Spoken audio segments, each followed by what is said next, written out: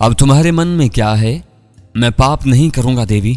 मैंने तुझसे प्रेम का फैसला ही गलत किया था। तू ऊपर से उजली मगर अंदर से काली है। तेरा मन मैला है और तू पागल है। वो दांत पीस कर बोली, मैं अब तुझसे नफरत करता हूं देवी। मैंने कहा, मैं तेरा दिमाग ठीक कर दूंगी जब तक तू अपने मन से मुझे ना पुकारेगा। अब जब तक तू खुद मेरे पैरों पर गिरकर मेरा दास न बन जाएगा, मैं तुझे मुआफ नहीं करूंगी। उसने कहा और फिर उसने हाथ ऊपर किया और धार वाला चक्कर उसके हाथ में आ गया। उसने चक्कर घुमाकर मेरी तरफ फेंका और मेरी गर्दन कट कर नीचे जा गिरी। लेकिन मैं होश में था, मुझे कोई तकलीफ भी नहीं हुई थी। मैं सोच सकता था, समझ सकता था, सुन सकता था, देख सकता था, लेकिन मेरे सर का अब मेरे शरीर से कोई नाता नहीं रहा था। तब उसने मेरे सर को इस दीवार पर लटका दिया और मेरे शरीर को पत्थर के इस संदूक में बंद कर दिया। इसके बाद वो दूसरे तीसरे दिन मेरे पास आती रही और मेरा खूब मजाक उड़ाती रही। वो पागल कई बार नए नए जवानों को मेरे पास लाई और मेरे सामने इनसे मुंह काला किया, मगर मैं क्या कह सकता था, क्या कर सकता था? उसका कहना था जिस दिन मैं उसकी बात मानने पर तैयार हो जाऊंगा वो मेरा सर मेरे शरीर से जोड़ देगी। पर मेरा मन न माना और अब तो उसने महीनों से आना छोड़ दिया और मैं इसी तरह लटका हुआ हूं। तो प्रोफेसर सरिंदर की अजीब कहानी मैंने सुनी और आंखें फाड़ कर रह गया। दीवार पर लटका हुआ ये बोलता सर मेरे लिए बेहद अजीब था, लेकिन अजीब तो बेशुमार चीजें थी। किस किस पर हैरत करता। काफी देर तक मैं खामोश खड़ा उसे देखता रहा और फिर गहरा सांस लेकर बोला, मैं तुम्हारी क्या मदद कर सकता हूं दोस्त? मदद मेरी? तुम क्या कर सकते हो? वो मायूसी से बोला, मगर तुम खुद कौन हो? बस ये सवाल मत करो। मैंने जवाब दिया, इसके शिकार हो गए, इसके अलावा कौन हो सकते हो? मगर एक बात बताओ, क्या इनके साथ वो कोई बुरा सलूक नहीं करती जो इसकी बात मान लेते? मैं इसका शिकार नहीं हूं दोस्त, लेकिन अभी इससे जंग की कोई तरकीब नहीं तलाश कर सका हूं। बहरहाल शिकस्त उसी की होगी, इसे भी अभी तक मेरे जैसा कोई नहीं मिला होगा। मैंने पुरख्याल अंदाज में हाथ मलते हुए कहा और फिर मेरे ज़हन में एक ख्याल आया, तुम इसकी बात क्यों नहीं मान लेते? कौन सी बात? सूरत शक्ल की बुरी नहीं है, इसके अलावा औरत है, इसकी बात मान लो और यहां से निकल जाओ, फिर जिंदगी भर इस पाप का प्रायश्चित करते रहना। इस समय मेरी उम्र 13 साल थी जब एक ज्ञानी महाराज ने मेरा माथा देखते हुए कहा था कि 22 साल की उम्र में मेरे ऊपर एक मुसीबत आएगी। अगर मैं इस मुसीबत से छुटकारा पा गया तो मुझे बड़ा ज्ञान मिलेगा, और अगर काया चाल में फंस गया तो फिर जीवन नष्ट हो जाएगा और किसी काम का नहीं रहूंगा। तो तुम ज्ञान हासिल करने के चक्कर में लटके हुए हो। हाँ महाराज, और अभी हिम्मत हारा नहीं हूं। क्या मतलब? जब मन भर जाएगा तो इसकी बात मान लूंगा और ये सोच लूंगा कि ज्ञान हासिल करना मेरे भाग्य में नहीं था। अभी तो इस तरह के मैं बहुत से दिन गुजार सकता हूँ। उसने मुस्कुराकर कहा और मैंने गर्दन हिला दी। मुझे उस नौजवान से हमदर्दी हो गई थी जो नेकियों की तरफ जाने के लिए बदी का जुल्म बर्दाश्त कर रहा था। मैं तुम्हारा जिस्म तो देखूं, इसकी क्या कैफियत है? मैंने पत्थर के संदूक की तरफ बढ़ते हुए कहा और दीवार में लटका हुआ सर हंसने लगा। क्यों हंस क्यों रहे हो? मैंने उसे घूरते हुए कहा, तुम्हारा मजाक नहीं उड़ा रहा दोस्त, बल्कि तुम्हारी नासमझी पर हंस रहा हूं। यह जादू का संदूक है, अगर 50 आदमी मिलकर भी इसे खोलने की कोशिश करे तो नहीं खुल सकेगा। मैंने सरिंदर की बात पर गर्दन हिलाई और फिर मैंने संदूक को टटोल कर देखा। मजबूत संदूक था जिसका ढकना भी बहुत मोटा था। मैंने उंगलियों की कुव्वत से ढकने को थोड़ा सा उठाया और जब मेरी उंगलियां इसमें फंस गईं तो मैंने पूरी कुव्वत सर्व करके ढकने को उठाकर दूर फेंक दिया। दीवार में लटके हुए सरिंदर का चेहरा एकदम सुकड़ गया। इस पर अजीब सी इस्तराबी जज्बात नजर आए। अरे अरे, ये तो खुल गया, उसके मुंह से निकला। लेकिन मैं उसकी तरफ मुतवज्जा हुआ और दोबारा उस बगैर सर के इंसानी जिस्म को देखने लगा जो बिल्कुल खराब नहीं हुआ था। तब मैंने उसे एहतियात से संदूक से निकाल लिया। महाराज महाराज, हे महाराज, जल्दी करो, मुझे दीवार से नीचे उतार लो, मुझे उसके साथ जोड़ दो। मुमकिन है भगवान ने तुम्हें इसीलिए भेजा। सरिंदर के जिस्म को जमीन पर रखकर मैंने उसके सर की तरफ देखा। सर दीवार से चिपका हुआ था। मैंने उस पर थोड़ी सी कुव्वत सर्व की और उसे दीवार से जुदा कर दिया, लेकिन दीवार से जुदा होते ही सरिंदर की आंखें बंद हो गई। उसके चेहरे से जिंदगी की चमक छिनती जा रही थी और फिर उसकी जुबान भी बंद हो गई। सरिंदर, सरिंदर, मैंने उसे कई आवाजें दी लेकिन अब वो खामोश हो गया था। अब उसके अलावा कोई चाराकार नहीं था कि मैं उसके सर को कटे हुए बदन से जोड़ दूं, और मैं नहायत एहतियात से सर को कटी हुई गर्दन पर रख दिया। लेकिन इसे जोड़ूं किस चीज से? लेकिन मैंने महसूस किया कि उसकी गर्दन की रगें खुद ब खुद दूसरी रगों से मिल गईं और मैंने सुकून की सांस ली और इसका रद्द अमल देखने लगा। वक्त गुजरता रहा, मुझे खतरा था कहीं कम बख्त मनोरमा को इस बारे में मालूम ना हो जाए। सच बात तो यह है प्रोफेसर, तुमने अंदाजा लगाया होगा कि तवील तरीन जिंदगी में इस वक्त मैं जिन हालात से दो चार हुआ था, ऐसे हालात से कभी वास्ता नहीं पड़ा था और मैं इस बेईमान औरत से किसी कदर खौफजदा हो गया था। जिस्मानी कुव्वत से तो मैं हर किसी से निमट सकता था, ख्वाह कैसी ही हो, लेकिन ये सब कुछ मेरी समझ से बाहर था। फिर जब मैंने सरिंदर के बदन में सांस दौड़ती महसूस की तो मेरे बदन में खुशी की लहरें दौड़ गईं और मैंने जमीन पर बैठकर उसका सर अपने जानों पर रख लिया। सरिंदर को मेरी आगोश ही में होश आया था। वो थोड़ी देर तक टकटकी बांधे मेरी शक्ल देखता रहा और फिर उसके होठों पर मुस्कुराहट फैल गई, लेकिन फिर वो चौंक पड़ा। अरे क्या क्या क्या है भगवान, उसने निगाहें नीचे की और अपने बदन को देखने लगा। फिर उसने हाथ हिलाने की कोशिश की और उसका हाथ उठ गया। हे भगवान, उसने कहा और दोबारा आंखें बंद कर ली। वो गहरी गहरी सांसें लेने लगा था। सरिंदर, मैंने उसे झंझोड़ा और उसने दोबारा आंखें खोल दी। मैं ठीक हो गया, मगर मैं तो बदन को हरकत देना ही भूल गया। मुझे सब कुछ याद दिलाओ, मैं खड़ा कैसे हूं? मैं तो बदन की सारी हरकतें भूल गया। खुशी से उसकी कैफियत अजीब हो गई थी। मैंने उसे सहारा देकर खड़ा किया और फिर सहारा देकर कई कदम चलाया भी। वो खुशी से फूला नहीं समा रहा था और उसके चेहरे से मुसर्रतें फूट रही थी। थोड़ी देर के बाद वो ठीक हो गया और फिर उसने एहसानमंदाना अंदाज में मेरी तरफ देखा। मैं किस मुंह से तुम्हारा शुक्रिया अदा करूं? वो आहिस्ता से बोला और मेरे ज़हन में ख्याल आया, काश इसी तरह लच्छी की जिंदगी भी बच सकती, लेकिन इसमें और इस नौजवान के मामले में बहुत फर्क था।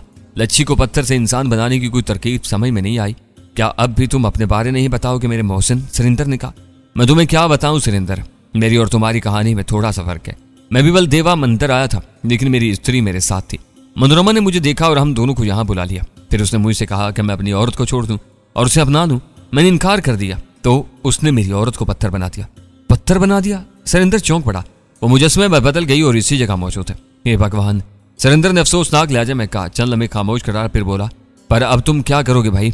अब क्या कर सकते हो? बस यहाँ से निकलने की कोशिश करते हैं, इसके बाद जो होगा देखा जाएगा। ओह हाँ, इससे पहले कि वो यहाँ दोबारा वापस आए, मैं यहाँ से निकल चलना चाहिए। क्या तुम्हें बाहर जाने का रास्ता मालूम है? मैंने चौंक कर पूछा। नहीं, हम दोनों मिलकर तलाश कर लेंगे। आओ कोशिश करते हैं, मैंने कहा। हालांकि शैतान सिर्फ मनोरमा के बारे में अंदाजा लगाने के बाद ये बात कही जा सकती थी कि रास्ता तलाश करना आसान काम नहीं था। और फिर हम चल पड़े। तुमने तो कभी यहाँ से फरार होने की कोशिश नहीं की थी, मैंने बेख्याली में पूछा। मैं कैसे करता? सरिंदर बोला और मुझे अपने सवाल पर खुद हंसी आ गई। हाँ, मैंने सोचा शायद इसने तुम्हें वैसे भी कैद कर रखा। नहीं, बस इसने तो मेरे साथ यही सलूक किया था, मगर तुम्हारी स्त्री की बात पर मुझे बहुत दुख हुआ है। ओह हाँ, बेचारी लड़की, मैं बेख्याली में बोला। दरअसल मेरी निगाहें उस सम्त का जायजा ले रही थी जहां एक खूबसूरत पर्दा पड़ा हुआ था। सरिंदर, मैंने सरिंदर को आवाज दी। महाराज, सरिंदर जल्दी से बोला।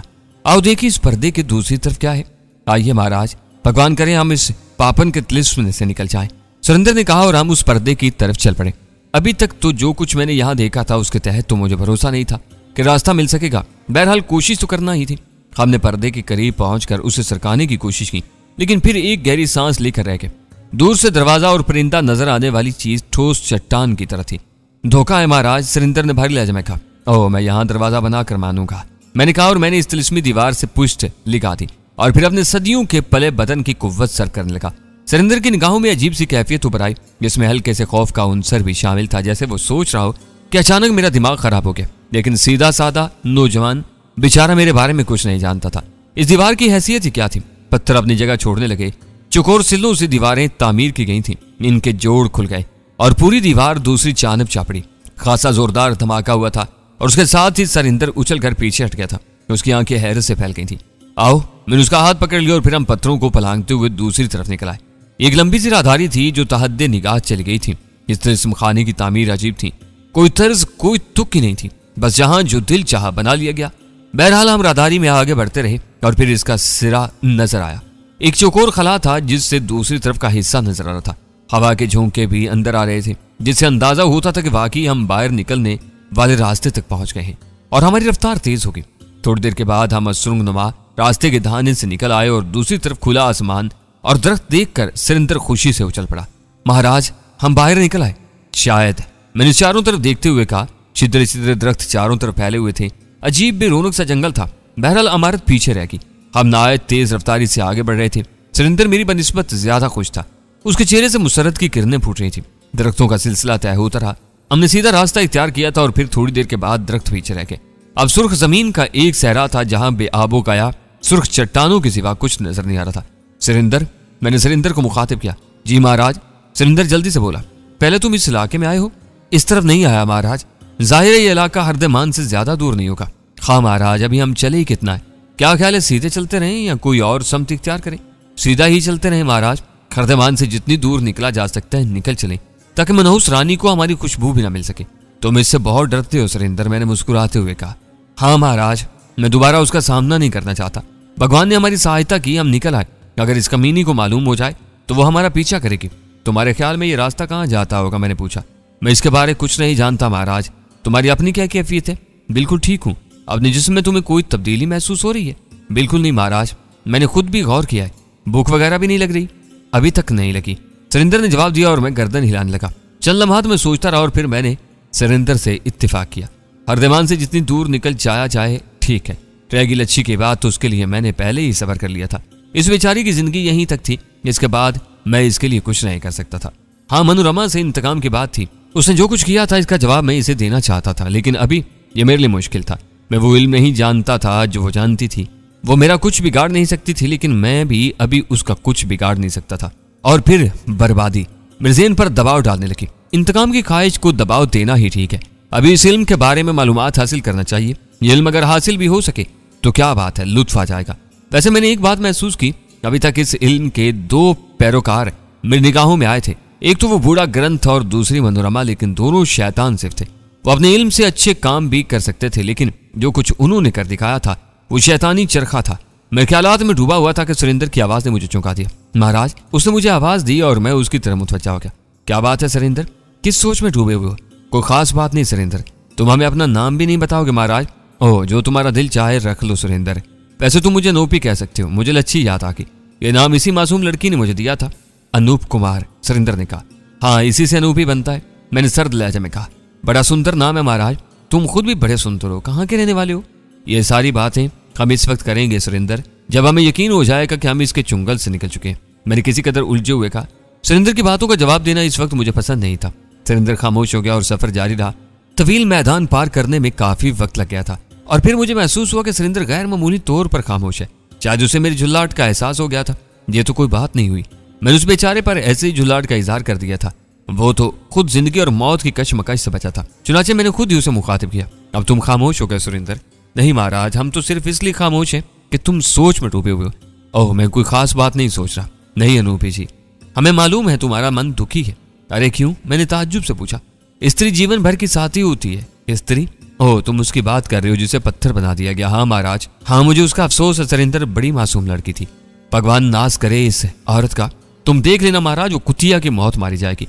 थक तो नहीं गए सुरेंद्र? अब कुछ थकन लग रही है महाराज, सुरेंद्र ने कहा। ओह, वो सामने देखो, दरख्त नजर आ रहे। मुमकिन है वो कोई अच्छी जगह हो, हमें वहां तक चलना चाहिए। इसके बाद रात इसी जगह गुजारेंगे। ठीक है महाराज, सुरेंद्र ने कहा और हमने रफ्तार तेज कर दी। थोड़ी देर के बाद हम दरख्तों के झुंड के पास पहुंच गए। फलदार दरख्त थे और दरख्तों की दूसरी तरफ एक छोटी सी नदी भी नजर आ रही थी। ओह, उम्दा जगह है, मैंने मुस्कुराते हुए कहा। हम इस तरफ कभी नहीं आए महाराज। बहरहाल कयाम के लिए उम्दा जगह है। मैं नदी के किनारे के चंद दरख्तों के नीचे जगह का इंतखाब किया और बिल आकर हमने एक दरख्त के नीचे डेरा डाल दिया। अब तो हम इस जादू नगरी से बाहर निकल आए हैं महाराज। हाँ, काफी फासला तय कर लिया। कुछ खाओगे? दरख्तों में फल तो बहुत है महाराज, पानी भी है। ठहरो, मैं फल तोड़ता हूँ। मैंने कहा और उठ खड़ा हुआ और फिर मैं एक दरख्त का इंतखाब करके उसके करीब पहुंच गया। तब मैंने दरख्त पर दोनों हाथ रखे और उसे जोर जोर से हिलाने लगा। मोटे तने के दरख्त को हिलता देखकर एक बार फिर सुरेंद्र हैरत का शिकार हो गया। जमीन पर बेशुमार फल गिर पड़े थे, लेकिन सुरेंद्र उनकी तरफ लपकने के बजाय मुझे देख रहा था। जब काफी फल हो गए तो मैंने उसकी तरफ देखा। इन्हें जमा करो सुरेंद्र, मैंने कहा। ओह हाँ, वो फलों की तरफ लपका और फिर वो खामोशी से फल जमा करने लगा। थोड़ी देर के बाद हम नदी के किनारे बैठे थे और उम्दा और खुश जायका फल खा रहे थे। एक बात कहूं अनूपी जी, फल खाते हो? सुरेंद्र ने कहा। जरूर कहो। अब मुझे आम इंसानों से अलग लगते हैं। आपने वो दीवार आसानी से तोड़ दी थी और अब आपने इतने मोटे दरख्त को झंझोड़ कर रख दिया। इसके अलावा आपने पत्थर का वो संदूक भी आसानी से खोल लिया था, जिसके बारे में मनोरमा कहा करती थी कि 50 आदमी भी मिलकर इसे नहीं खोल सकते। हाँ सुरेंद्र, मैं आम लोगों से ज्यादा ताकतवर हूँ। न सिर्फ ताकतवर बल्कि बहुत ज्यादा ताकतवर, यही समझ लो, मैंने कहा। अभी मैं सुरेंद्र को अपने बारे में तफसील नहीं बताना चाहता था। छोटी सी अकल का मासूम सा इंसान था। इसका ज़हन मेरी बातों को ना तो समझ सकेगा और ना कबूल कर सकेगा, और फिर हर जगह पब्लिसिटी से फायदा भी क्या, इसलिए मैंने टाल जाना ही मुनासिब समझा। फल खाने के बाद हमने नदी से पानी पिया और सैर हो गए। रात हो गई थी, आराम करने के लिए भी जगह बुरी नहीं थी। चुनाचे दरख्त के नीचे ही हम दोनों लेट गए। अब मैंने ज़हन से सारे तफक्कुरात झड़क दिए थे और फिर यूं भी मुझे फिक्र ही कौन सी थी। लच्छी का सबर आ चुका था और अब मैं फिर एक आज़ाद इंसान था। बस दिल में एक ख्वाहिश बार बार सर उबारने लगती थी, मनोरमा को उसके गरूर की सजा दी जाए, लेकिन अकल मुतमईन कर देती थी अभी इसका वक्त नहीं है। सुरेंद्र, मैंने खामोशी से उकता कर उसे आवाज दी। अनूपी महाराज, क्या सोच रहे हो? घर वाले याद आ रहे हैं महाराज, सुरेंद्र ने भारी आवाज में कहा। क्या तुम्हें उसकी कैद में तवील अरसा गुजर गया था? हाँ महाराज, बहुत दिन हो गए। ठीक है, अब तुम घर चले जाना। आप हमारे साथ नहीं चलेंगे महाराज? हमारी ख्वाहिश है कि आप हमारे साथ चलें। आपके घर कहाँ है महाराज? क्या आपके माता पिता और बहन भाई नहीं है? मासूम सुरेंद्र ने पूछा। नहीं सुरेंद्र, तुम्हारे इस पूरे संसार में मेरा कोई नहीं है। अरे सुरेंद्र ने अफसोस भरे लहजे में कहा। कहाँ चले गए सबके सब? पता नहीं, मैंने मुस्कुराते हुए कहा। क्या मतलब? बस मैंने किसी को कभी देखा ही नहीं, अकेला हूं। तब फिर चिंता न करें महाराज, हम आपके हैं। भगवान की सौगंध, हम आपको अकेला होने का एहसास न होने देंगे। सुरेंद्र के लहजे में बेहद खलूस था, मुझे हंसी आ गई। ठीक है सुरेंद्र, मुझे कोई चिंता नहीं है, लेकिन मेरे दोस्त मैं एक लाउबाली इंसान हूँ, आवारागर्द हूँ। बस यूं समझो, मैं तो तुम्हारे देश का हूं ही नहीं। न जाने कहाँ कहाँ की सैर करता हुआ यहाँ तक आया हूँ। ये तो अच्छी बात है, हम यहाँ से घर चलेंगे और फिर यात्रा को चलेंगे। मुझे भी पूरे हिंदुस्तान में घूमकर यात्रा करने का शौक है, हम सारी जगह देखेंगे। ठीक है सुरेंद्र, मगर मैं तुम्हें बता चुका हूँ कि मैं हिंदुस्तान का रहने वाला नहीं हूँ। मुझे यहाँ की यात्राओं के बारे में कुछ भी मालूम नहीं। मुझे मालूम है, आप चिंता न करें अनूपी महाराज।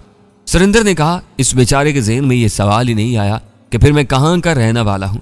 इसके अलावा भी मैं तुम्हारे देश के इस इल्म के बारे में जानना चाहता हूँ जिसे जादू कहते हैं। और जादूगर जगह जगह मिलेंगे। ये पापी बड़े बड़े जाप करके वीर प्रेत कब्जे में कर लेते हैं और फिर इनसे काम लेते हैं। और ये वीर और प्रेत क्या होते हैं? गंदी रूहें होती हैं जो जगह जगह भटकती फिरती हैं। मरने के बाद ये भूत बन जाते हैं और फिर सारे काम कर सकते हैं। ओह, मैंने गर्दन हिलाई। हालांकि बात मेरी समझ में नहीं आई थी। इसके बाद मैं खामोश हो गया और फिर हम सोने की कोशिश करने लगे। रात के न जाने कौन से हिस्से में मुझे नींद आ गई। सुरेंद्र भी करवट लिए खामोश लेटा था, न जाने सो गया था या अपने घर वालों के बारे में सोच रहा था। बहरहाल मैंने उसे मुखातिब नहीं किया था। दूसरी सुबह सूरज भी नहीं निकला था कि आंख खुल गई। एक सुरीली आवाज आ रही थी जिसने जगाया था। मैंने चौंक कर इधर उधर देखा, फिर बहुत सी लड़कियों की आवाजें सुनाई थी और इस बार उनकी समत का अंदाजा हो गया। सुरेंद्र बेखबर पड़ा सो रहा था। मैंने आवाज की तरफ देखा। नदी के किनारे रंगीन लिबासों में मलबूस लड़कियों का पूरा गिरोह मौजूद था। इनके हाथों में तांबे और पीतल के कलसे थे जिनमें वो पानी भर रही थी। मैं खामोश हो गया। शायद को बस्ती करीब थी और लड़कियां पानी भरने आई थी। इनमें से इनकी बस्ती के बारे में मालूम करूं, मैंने सोचा और इनकी तरफ चल पड़ा। लड़कियां आपस में हंसी मजाक कर रही थीं। फिर उनमें से किसी ने मुझे देख लिया और उसने दूसरी लड़कियों को मेरी तरफ मुतवज्जा किया। सबकी सब शरारत भरी नजरों से मुझे देखने लगी थी।